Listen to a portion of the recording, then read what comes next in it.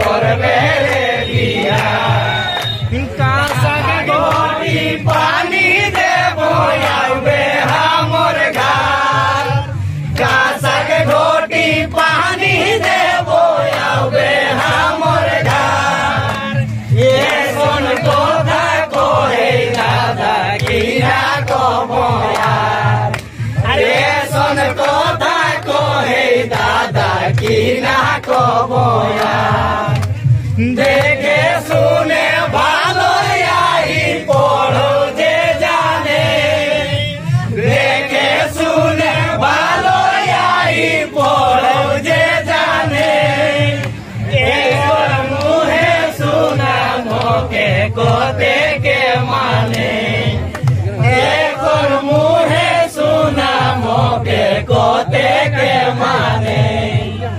मुकेश को है मायरी दादा भालोबासे ढेर मुकेश को है मायरी दादा भालोबासे ढेर इसे नारी घाड़े लागी देता नोनी फेर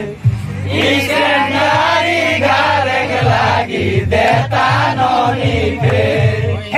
मुकेश को है मायरी दादा भालोबासे ढेर मुकेश को है मायरी दादा भालोबासे ढेर इसे डाले